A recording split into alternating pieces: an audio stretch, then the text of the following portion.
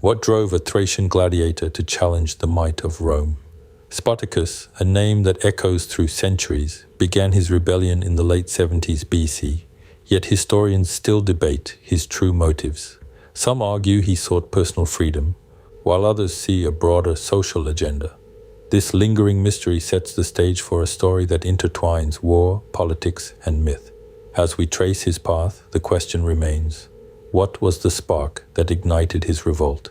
Spartacus's early actions reveal no explicit aim to overturn Roman society or end slavery, suggesting his initial focus lay elsewhere. The absence of overt reformist gestures hints at a more immediate goal, perhaps merely survival. Yet this restraint fuels speculation about hidden intentions beneath the battlefield. Could his silence on emancipation mask a deeper strategy? The next chapter uncovers his first major military decision, shedding light on his evolving objectives. According to Plutarch, Spartacus initially planned to flee northward into Cisalpine Gaul, intending to scatter his followers back to their homelands. This escape route would have taken the rebels away from the heart of Italy, emphasizing a desire for personal liberty over conquest. Yet destiny diverted his course, prompting a dramatic shift in strategy. How did this planned retreat transform into a full-scale rebellion?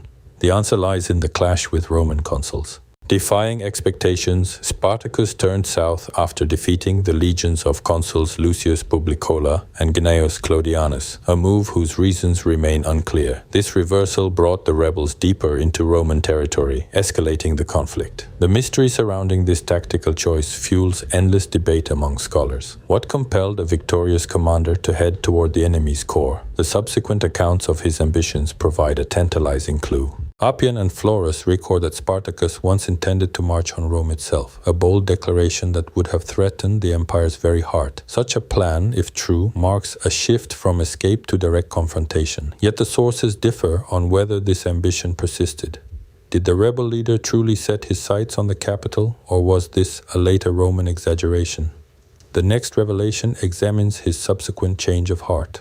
Later, Appian notes that Spartacus abandoned the goal of marching on Rome, a decision that may reflect Roman fears as much as rebel pragmatism. This retreat suggests a recalibration of objectives, perhaps favoring survival over symbolic victory. The shift raises questions about the pressures shaping his strategy. Was the abandonment a tactical necessity or a psychological surrender? The following scene explores the divergent paths chosen by his followers during this critical juncture. In the tumult of late 73 BC and early 72 BC, some escaped slaves opted to plunder Italy rather than risk the Alpine crossing, indicating a split within the rebel ranks. This preference for immediate loot over long-term freedom underscores the varied motivations among the insurgents.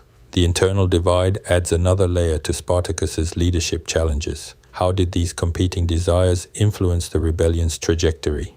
The next segment reveals the legacy that extended far beyond the battlefield. Centuries later, Spartacus's name resurfaced as a symbol of resistance, inspiring figures like Toussaint Louverture, who was dubbed the Black Spartacus. This epithet linked the Haitian revolutionary to the ancient rebel, highlighting a shared spirit of defiance against oppression. The appropriation of Spartacus's legacy illustrates how history can be reshaped to empower new movements. What other modern entities have adopted his mantle? The narrative now turns to the political arena of early 20th century Europe. In the intellectual circles of the Enlightenment, Adam Weishaupt frequently referred to himself as Spartacus in correspondence, aligning his secret society's goals with the rebels' fight against tyranny. This self-identification underscores the enduring allure of Spartacus as a metaphor for revolutionary zeal. The pattern continues with Karl Marx, who listed Spartacus among his heroes, praising him as a great general and a real representative of the ancient proletariat. How did these ideological adoptions shape subsequent political movements? The next scene examines organized groups bearing his name. The German Spartacus League, active from 1915 to 1918, emerged as a forerunner of the Communist Party of Germany, directly invoking the rebel's name to signal a commitment to radical change.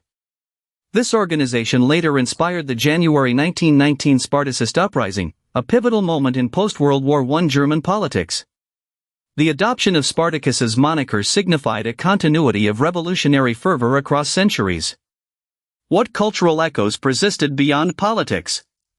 The following scene explores commercial tributes. Beyond politics, Spartacus inspired commercial and community ventures such as Spartacus Books, a collectively run leftist bookstore in North America, and the village of Spartak in Ukraine's Donetsk Oblast, named in his honor. These dedications reflect the rebel's penetration into everyday life, turning his story into a shared cultural touchstone. Even sports embraced his legacy, with numerous clubs across the former communist bloc bearing his name. How did his image transition into popular entertainment? The next scene delves into cinema. Hollywood brought Spartacus to the silver screen, beginning with Ricardo Frieda's 1953 Sins of Rome, followed by Stanley Kubrick's 1960 epic starring Kirk Douglas, based on Howard Fast's novel. These films cemented the rebel's image in popular consciousness, blending historical drama with modern storytelling.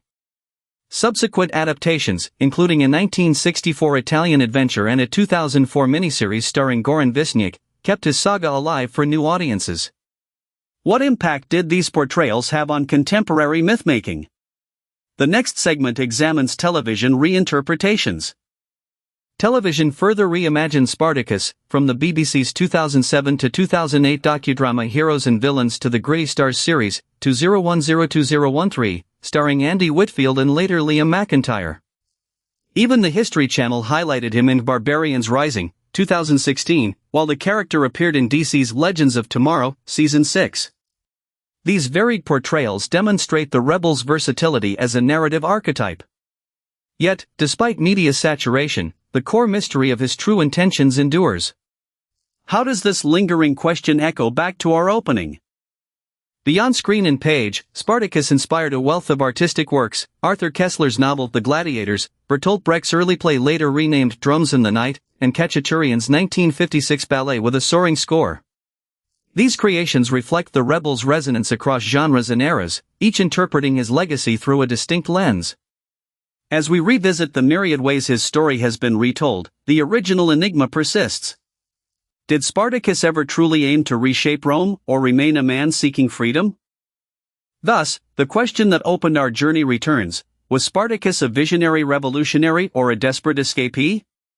The divided opinions of classical historians, the conflicting ancient sources, and the modern mythmaking all suggest a figure shrouded in ambiguity. While his name endures in politics, art, and sport, the true scope of his ambitions remains unresolved, inviting each generation to reinterpret his legacy anew.